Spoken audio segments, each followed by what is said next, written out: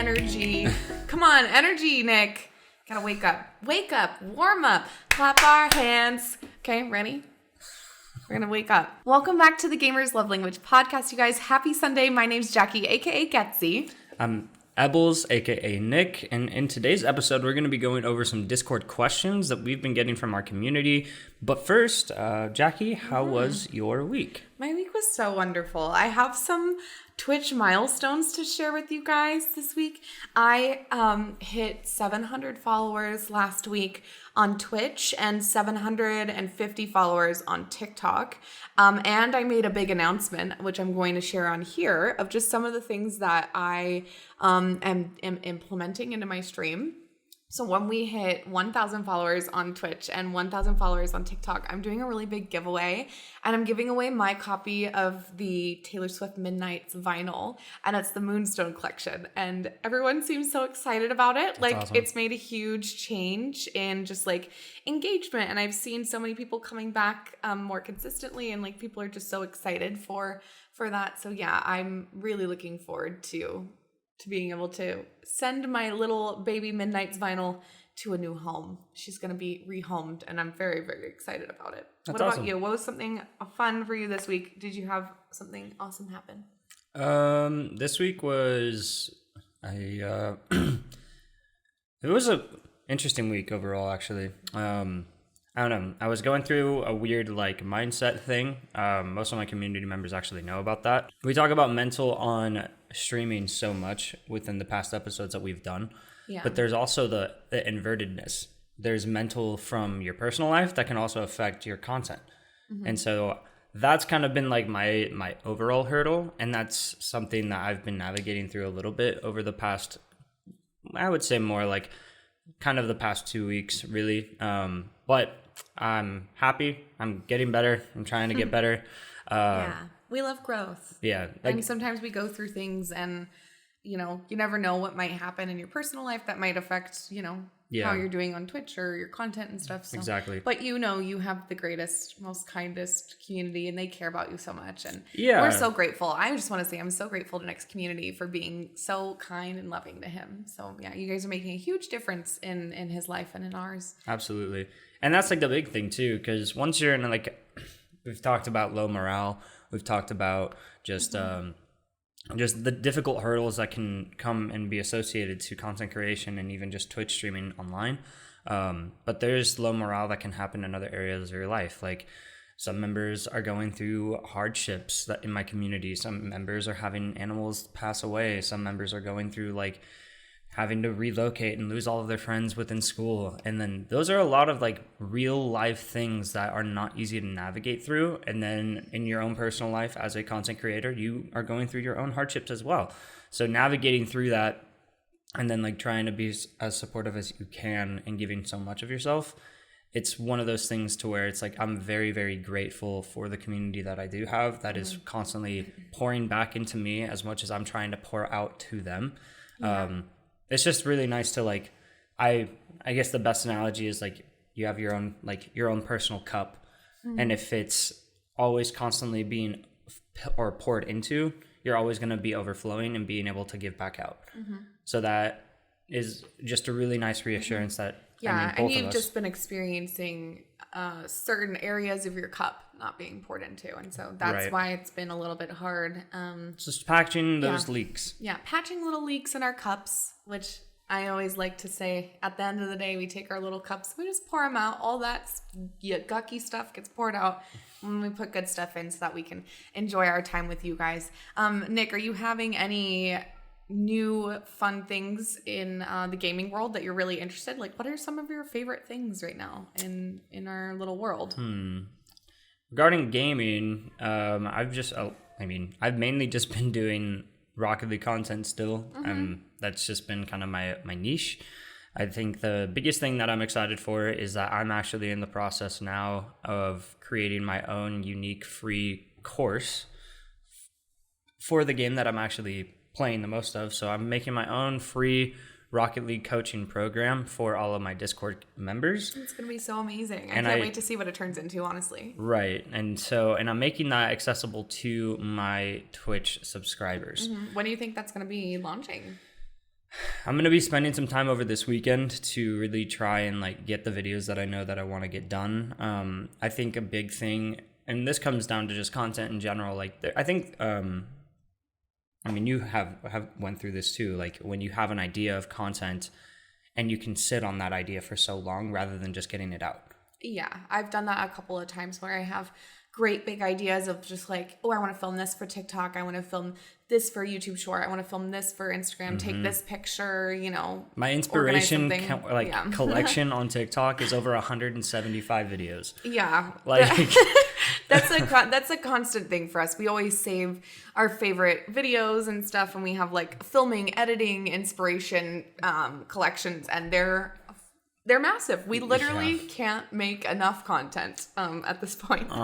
So it's like there's that feeling of feeling overwhelmed that there's just so much that you have to do, and we touched on this a lot in the first episode too.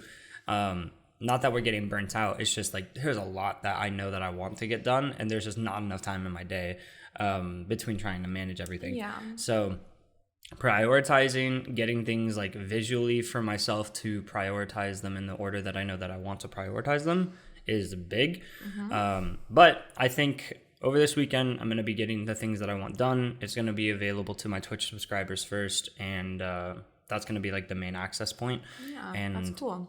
Yeah, that way it's through Discord. If you have your Twitch account linked, you'll be able to access that content, that's essentially. Awesome. And then I can make that. It's going to be so cool. Right. So I think it's going to be a lot of fun. I know a lot of my members in Discord actually get gifted, or in Twitch, get gifted subs to my channel all the time. Yeah. So it will really, it's that incentive, right? It's that incentive to like not only just be in my Discord, but it's an incentive to be in my Twitch streams, because if you're active in there, more than likely, you might get gifted a sub, which then will give you complete access. More than likely. You're cute. Anyways. But yeah, so that's kind of like where I'm at. I'm excited for that course, but what about you? What are your favorites? Oh, my current favorites in the gaming world. Honestly, well, I've been playing Dreamlight Valley so much, so that's like my favorite game always. But I've been outside of stream. I got back into playing Breath of the Wild, and it's been I forgot how much I love that game. My sister loves that game so much, so we were texting about it, and like she was helping me with quests. So that was definitely like a highlight of my week, was playing Breath of the Wild again. But there's a new game that just came out that I'm really excited to get. It's called Mail Time. Have you heard of it? No. You haven't heard of Mail Time? No, I have not. You have not? It's really, really cute. You're like this little mushroom person, and you go around and you deliver mail in like this little critter world, and you get to know the stories and stuff of people, and the mail is the graphics look really pretty and cozy, cute vibes. I'm really excited to get it to play off stream. I don't know, if I fall in love with it enough, I might stream it as my new like favorite game. You're gonna start it off stream? It's super, super good. I just want to try it out and see if I like it. Do like a bonus stream maybe and play it. I feel like it'd be so much fun. And then I just got a Stream Deck too. Nick and I, we purchased myself a Stream Deck, so that's been a new favorite of mine. It definitely added a lot to my my live streams. It makes just managing your content. Yeah, it makes managing my content so much easier and more fun. Like I have so much fun pressing the buttons and like customizing things. So that's just been probably my two favorites. And then I also, sorry, I'm definitely going on, but I just want to go on and on about all my favorite things. I also have been playing The Sims. I mean, you know this. I've been playing The Sims since I was like 10 years old. And then last night's stream, Saturday night stream on April 28th. Friday. Yeah, Friday, April 28th stream. I played Sims for the first time on Twitch. And that was like a huge deal to me. That was like little baby Jackie's dreams coming true. Like I always thought about streaming The Sims when I was much younger, when I would watch Twitch and like hang out. It was just a lot of fun. So yeah, that I'm very, very excited about. But let's get into the questions that our Discord members have for us today. They have definitely a good amount. You want to start us off reading the first one, Nick? Yeah. One of our members was asking, could you maybe talk about how to effectively use Discord? I just set up a server, only have myself and a couple friends right now. I'm not sure what I should be doing with it at this stage, other than just posting my stream schedule each week and go live notifications.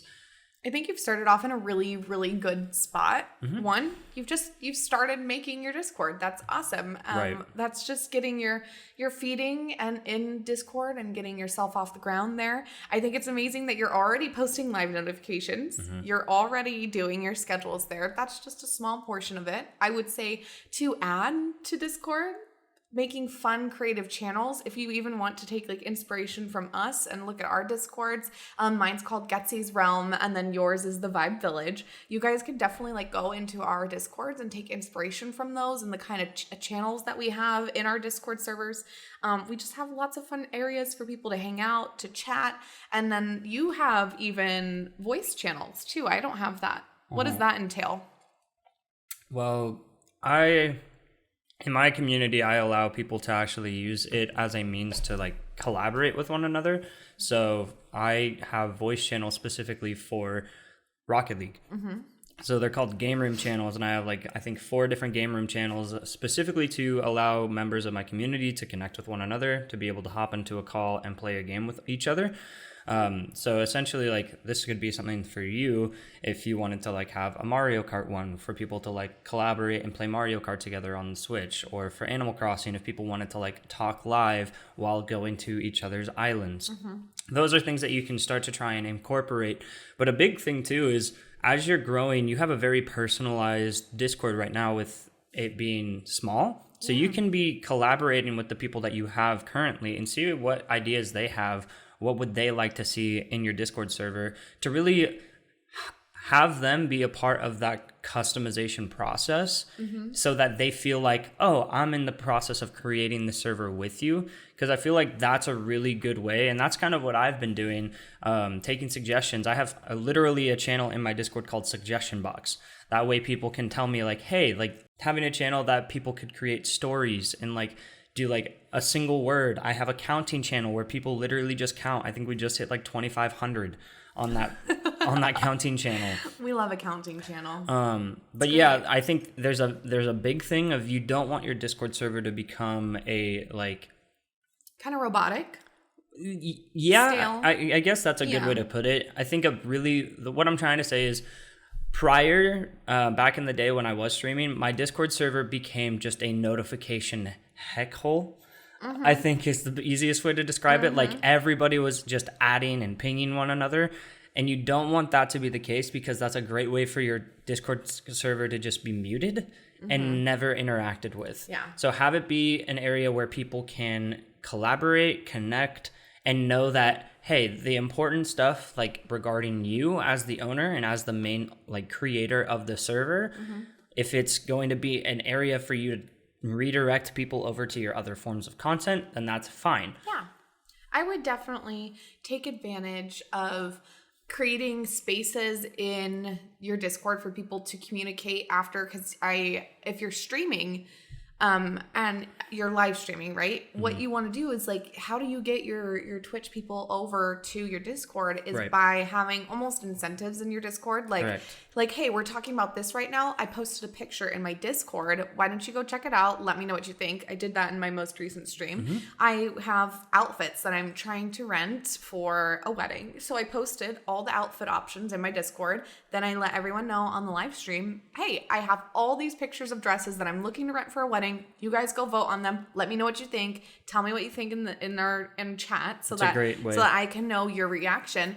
It's just like a great way to get like an organic way for someone to go over there. Right. And then from there, you hit them up with the thanks for joining, like personalized messages. That's something that Nick does really, really well. It's something that I'm trying to get better at. But like when someone joins the Discord, if you can, since it's an infancy Discord, you can reach out to those people individually and thank them for joining and like really make it special for them, because you're making more friends. I feel like Discord is such a great way for people to get to know you more. You want friends, you want relationships. Yeah. So being active as the creator of that server is super important, because then they feel like it's like worth it to them to be in there. They're getting to know you. They're getting to see daily things in your life. Posting what you're eating for food. Posting like, here's what I did today. Don't post in like live time, but post after you've gone somewhere. Be the person and share with people. Yeah, be the active member using Discord that you want to see other people being, basically.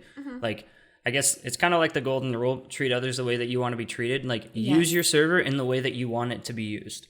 Definitely. And then again, personalized messages, making sure that you're reaching out to people, being very personal, and then because right now within my Discord, I think we're at like 376 members currently. Which and I'm at.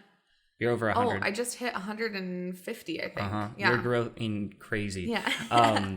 But you want it to just be an area that people can feel like, hey, like I can have a relationship with other people. I can connect with people. And it's like Discord, there's so many servers out there and there's so many shared spaces. Yes. Your space, try and make it unique in your own unique way. So as Jackie was saying, with having like an incentive, basically like, oh, hey, like a talking point. You want to kind of have some areas to be able to pre-plan. And this not only goes for Discord, but like that goes for live streaming as well. Yes. Going and streaming aimlessly shouldn't be your goal. Try and have like, hey, what is an objective that I can have for my stream today?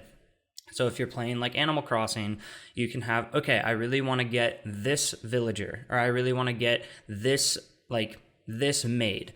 Or for me, it's like, hey, like I have an objective. If I'm playing like a shooter game, I want to get X amount of like headshots. If I'm playing Rocket League, all right, I want to try and hit this rank. Yep. Having an objective that you can reach to and everybody in your stream knows about, it then allows that sense of accomplishment.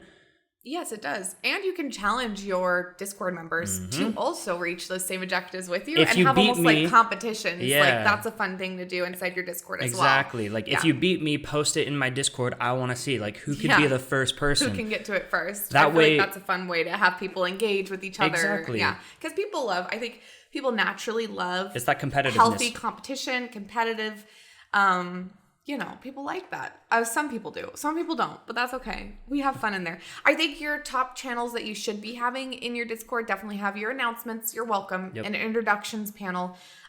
Be sure that you have a socials area where you can post separately from your live notifications. Like have an area for your live notifications for Twitch, but then have like a TikTok area, an Instagram area, YouTube, wherever you're posting. That way they have individual categories. Things don't get lost. Have a self-promo area. Those are always really beneficial in Discord servers. And then niche it down. If there's something that you're a fangirl or a fanboy of, something that you really, really love, like I love Taylor Swift. So I've made a Swiftie club and we talk all things Taylor Swift in there. I also have categories and channels for every game I play, and then a miscellaneous games category as well. So like I have game suggestions. Yeah, game suggestions. Like have areas for people to niche down and talk in rather than just your general chat. Exactly. General chat's great for saying hi to people.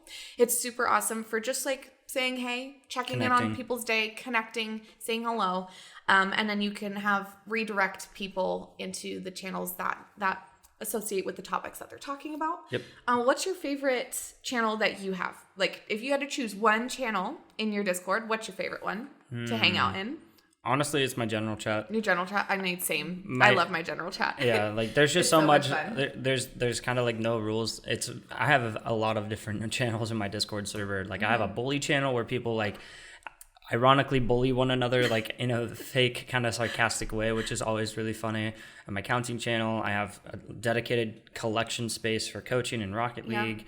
But my general chat is always just a bunch of fun. I think another big thing that I want to also address here too is having a Discord bots is a really, really useful. So like I have a bot labeled Meeseeks, MEE6, and it's a really, really beneficial bot to have because it can be utilized to really, it's a helpful tool. Like I just purchased lifetime access to Meeseeks, so it automatically posts when I go live on Twitch because there's an API link that's there. It can automatically paste your YouTube notifications whenever you post a video on YouTube. It will and ping everybody. It's a great one so that you don't have to manually do that for yourself. And so that's automated for me, so I really can just make sure like whenever I go live, I know my bot is going to natively always ping everybody. And then lastly, I feel like for Discord, can you share, Nick, our level systems that we implemented? I feel like I get a lot of questions about our levels channels, but you were the one who set it up. So can you share a little bit about how you went about it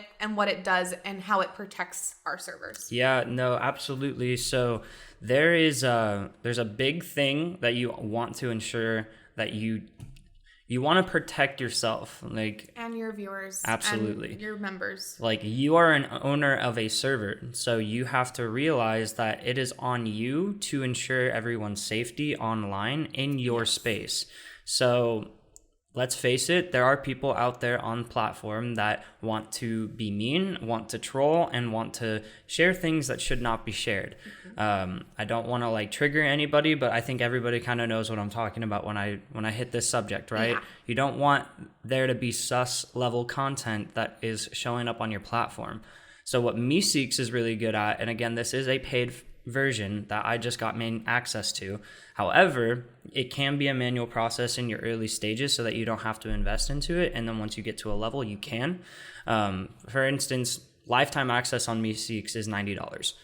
So I just made that and I put that investment into myself because I knew that it was going to be worthwhile. But there is a level system, as Jackie just talked about, which basically means that Meeseeks looks at every single member of your Discord community, and then based on activity over the span of like an entire minute. Activity being what? Activity meaning messaging. So like messaging in specific areas, like in specific channels. You have the customization ability to say, all right, I don't want people to earn XP by sending messages in this specific channel. So like if it is my counting one, people don't get access in XP because I don't want them to just be spamming messages and leveling up. It's interactive. If you're engaging in or if you're talking to other people in my general chat, right? Yeah. So as a small streamer, I make it a requirement for all of my viewers in my community to hit level 5 on my Discord before they get access to being able to do embedded messages, so like embedded links. So on Discord, you can send like GIFs through a link, and then if you send it, you can actually see like whatever that GIF is, right? As a person, if you're going into a Discord community and you don't have those permissions, it won't show up. It'll just show up as like text, and it will say GIF, and people could click on it, but it won't like post the whole GIF or picture or video. So it just protects people from being able to just come in randomly and almost like, you know, hate raid or just come in and try to disrupt your server. You can make it to where everybody in your server cannot manage to post like files. So if they have files on their computer, they won't have access to that. Sadly, links are like one of the hardest things to like negate because it's text.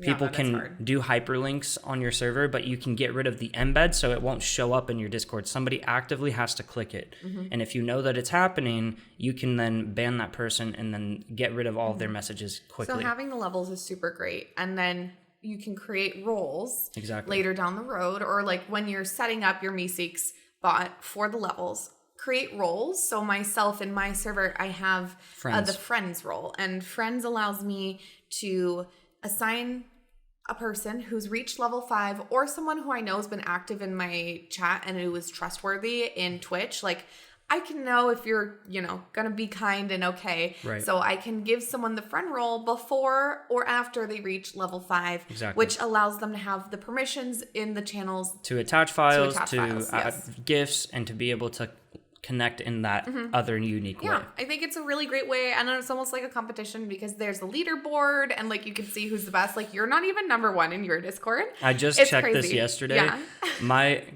So one of my members is literally level I think they're 36 right now. 36. I'm level 25. Nice.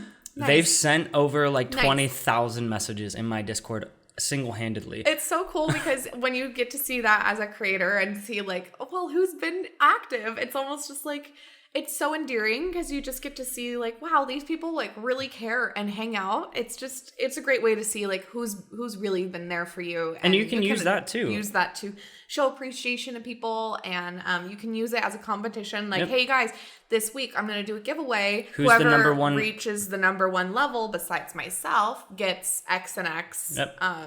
Gift card, or you get a $5 gift card to Starbucks. Do something in my stream, like we could play a game together.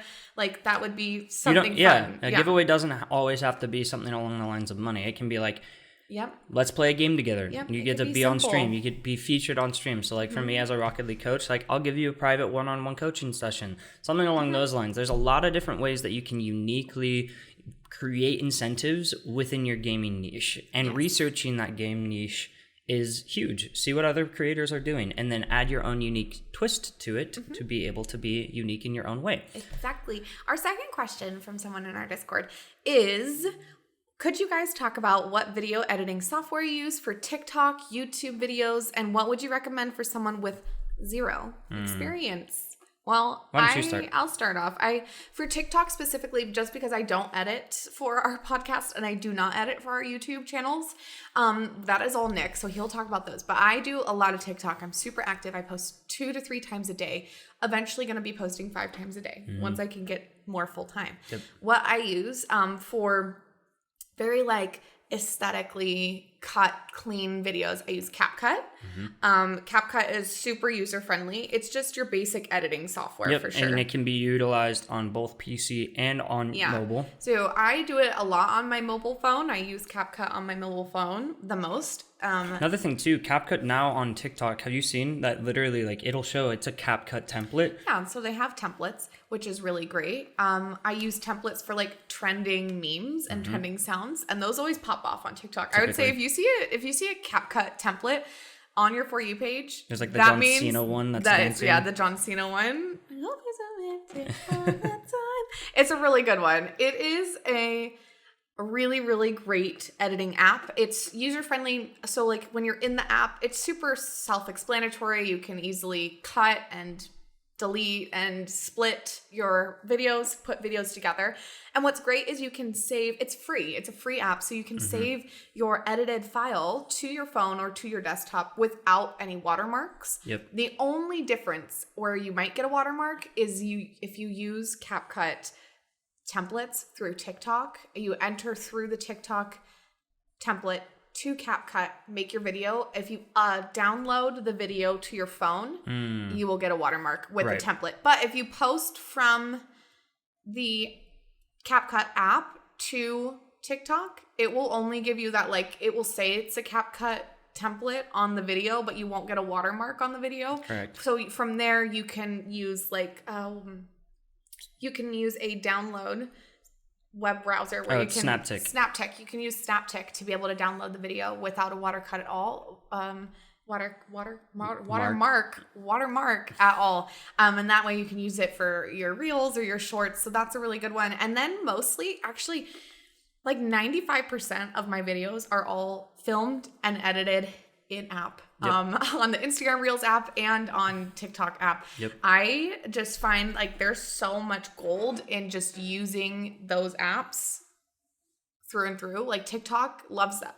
TikTok loves it when you use their app to edit and film. And I just draft a bunch of things. Find trending sounds, record yourself, depending on what kind of batching content is huge. Yeah, batching content is huge. But depending on what kind of content you're making, a lot of the time I do voiceovers of really trending sounds and then put niche text to relate to what I post about. But then I also use green screen a lot, which is super good. I think you should learn how to use green screen in the TikTok app so that you can have like update videos where you can be posting like, hey, this happened in the gaming world or this happened in my stream. Here's a picture of it. Let me talk about it so that people hear your voice and you're talking to them more often. Absolutely. Updates on a game are huge. Like if you're wanting to really get out there and really hit the algorithm really, really well, if you're talking specifically about a game, using hashtags in that game, and you're talking about an update, most people that are following whatever game that is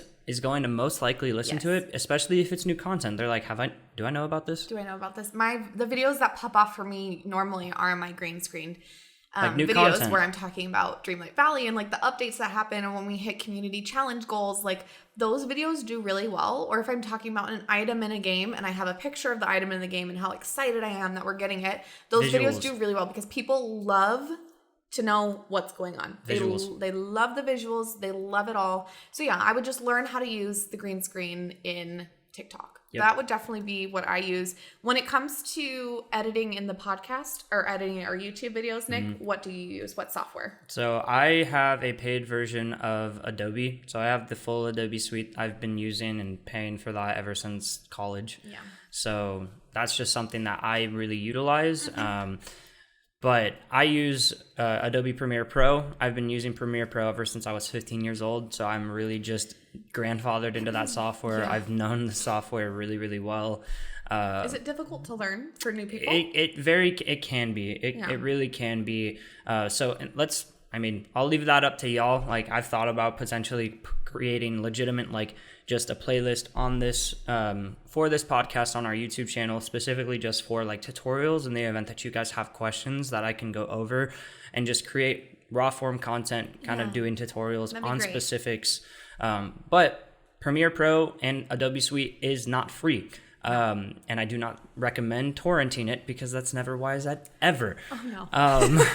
But do not do that. No. There's so many free alternatives out there. Like, if you're looking for graphics, Canva, we talked about that prior, and just like a free version. And there's so many templates out there that are free resources that you can use for, like, as an alternative to Photoshop, for creating thumbnails and creating channel art and creating all the things. But for Premiere Pro, an alternative that's free is called DaVinci Resolve. Also a little bit up there in respect to, like, hard to kind of learn. But moving forward, I think, like, again, if you guys are wanting hard-headed tutorials specifically for that, and me to help you kind of create templates or to be able to, like, move forward with content, just let us know within the comments or in our Discord. I would be more than willing to do so. I think just one last thing to touch on. You can use CapCut if you don't have Adobe Premiere Pro. You can use CapCut to edit YouTube videos too. Absolutely. I've tried before. Maybe one day that video will hit the face of the earth. But you can use CapCut for editing. It is on YouTube PC. videos and everything. So that would be a great free way to get started to, like, get into editing, so that you can learn just the small basics, and then eventually watch YouTube videos on, like, how to use Adobe Premiere Pro, and then you can get it eventually when you're ready for the investment. So that's what we use. The last couple of questions: what games do you get? What made you get into the games that you are currently streaming? How do you play a game without getting burnout? Do you want to start off? Not our cat, just like crying all the time when we're filming our podcast. Okay, basically, I started playing Dreamlight Valley when it came out. That's my game. That's like my main game that I. Why is he crying? Basically, I've been playing Dreamlight since it first came out in 2022. I became obsessed with that game. I played Animal Crossing in 2020, and I really did like that game, but I fell off because it just didn't have enough for me. Like, it was such a great game when it started. I love it, and I still stream it once in a while. I do love playing with my friends. Honestly, Animal Crossing is so much fun with friends, and playing, I just did not like it playing alone. I love playing it with friends online. It's super great. But Dreamlight Valley just adds a whole other level to it, like the quests and the characters. And, like, I'm a huge Disney fan, so I fell in love with that game, and I knew instantly, like, that's the game I'm going to stream. And it so ends up being that, like, that category is very niched. It's very small. So it's a great place to start. I feel like if you love Disney and you enjoy that game and you're thinking about starting to stream, Dreamlight Valley is a great category to start streaming in. It honestly helped me so much in growth, and I think it did help propel me into where I am now by playing that. Yeah. So yeah, I'm playing that a lot more, and I'm getting to the point of burnout in the game though, because there's only so much you can do.